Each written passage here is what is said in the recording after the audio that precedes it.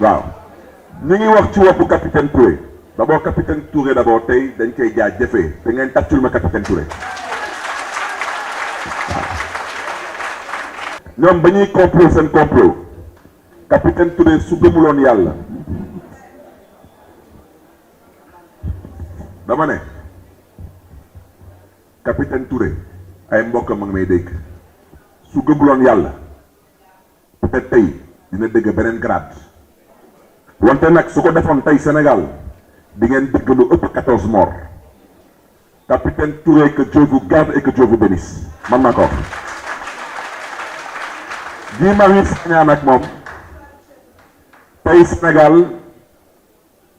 ci gàttal amatul syndicat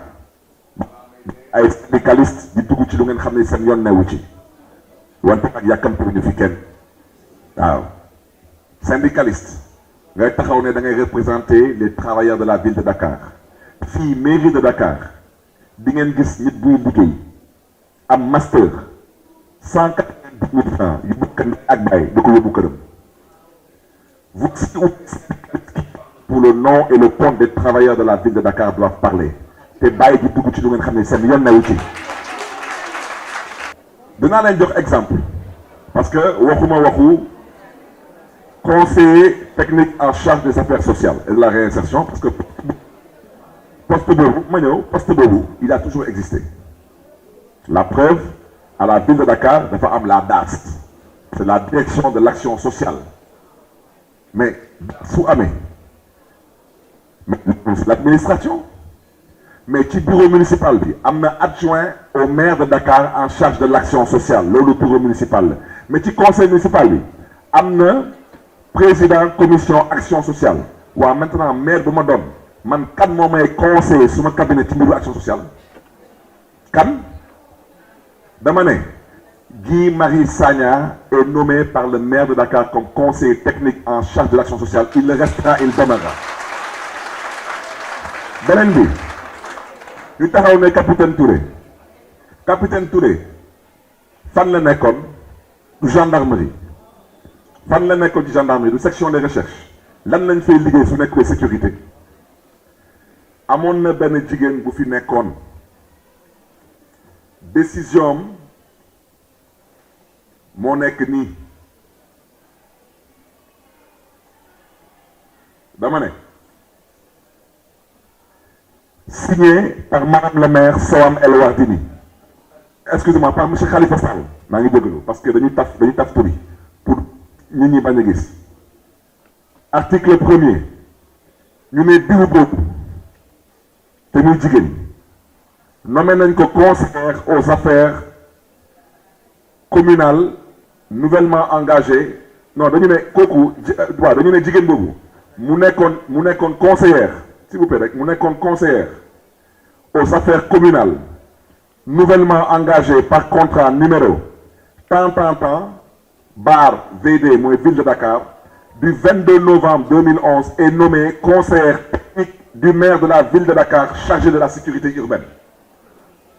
fan le préfet Dakar nekkoon fan le président nekkoon bañ koy nommé jamono boobu bañ koy nommé ba tey mi ngi fayeeku trésor tey ngeen taxaw man ma jël beneen décision su ma décision maa ngi koy jël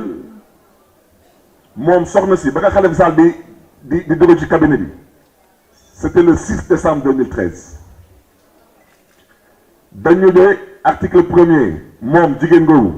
conseillère aux affaires communales nouvellement engagée par contrat numéro tant bar ville de Dakar du 22 novembre 2011 est nommé conseiller technique du maire de la ville de Dakar chargé de la sécurité urbaine mi ngi ni man ma ñëw yoon may ma sañ-sañ ma beesalaat suma cabinet man ma jël décision du 21 avril 2022 ma ne contrat boobu dañ koy arrêté mooy jigéen boobu ma ne contrat boobu dama ko remplacer par capitaine Touré waaw loolu damay laajte rek kana ci mën dara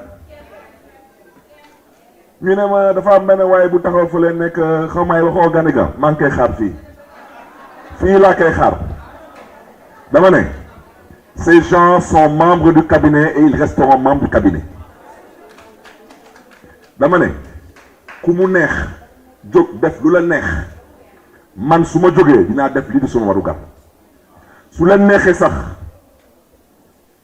dites à qui de droit même de bloquer même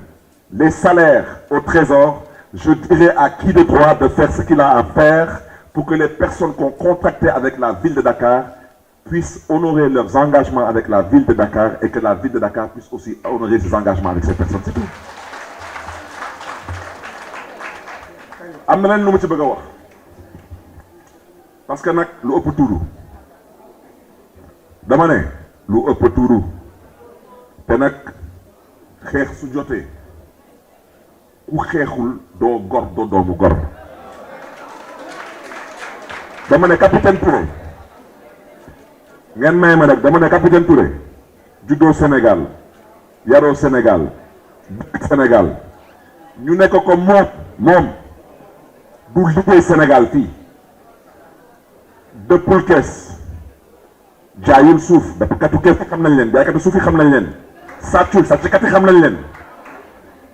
nga taxaw nekk moom du fi liggéey Sénégal ndax lan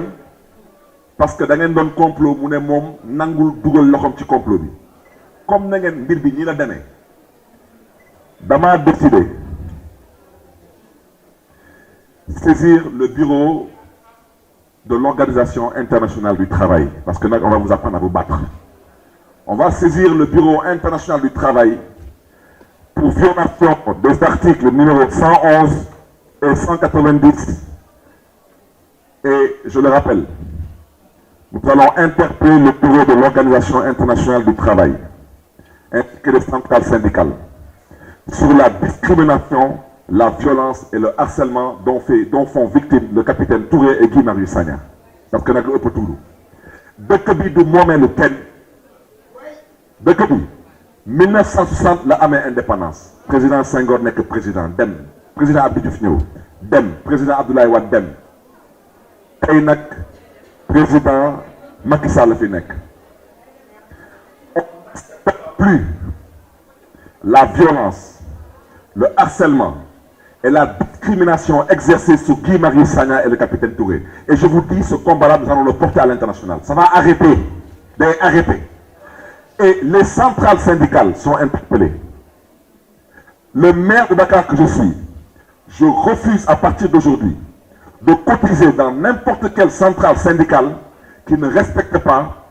aujourd'hui un minimum de décence. Et je refuse de reconnaître un quelconque responsable syndical qui confond pomme de terre et Angleterre. Monsieur le maire. S'il y a des syndicalistes qui pensent que la position qui est la leur est une position de jouissance, parce que ñun dëkk bi fi lañu juddoo fi lañu yaroo fi la xam nañ lépp man nag dama ne man bokkuma ci xeetu politiciens yi chantage ku ma woo ci jàmm ma si la jàmm ku ma woo ci ay ma xam ma teg suma bopp et je marche vers l'essentiel. Voilà. Je le dis et je le répète, le bureau de l'Organisation internationale du travail sera saisi par les conseils juridiques de la mairie de Dakar. Les conseils juridiques de la mairie de Dakar vont porter le combat à l'international contre la discrimination, le harcèlement et la violence dont font victimes Guy Marius Sagna et le capitaine Touré. C'est inadmissible. Ce sont des citoyens sénégalais, ils jouissent de tous leurs droits civiques, ils jouissent de toutes leurs compétences psychologiques, ils ont le droit de travailler dans leur pays et pour leur pays. N'en déplaise à des personnes qui malheureusement sont en fin de carrière ou dans un désarroi.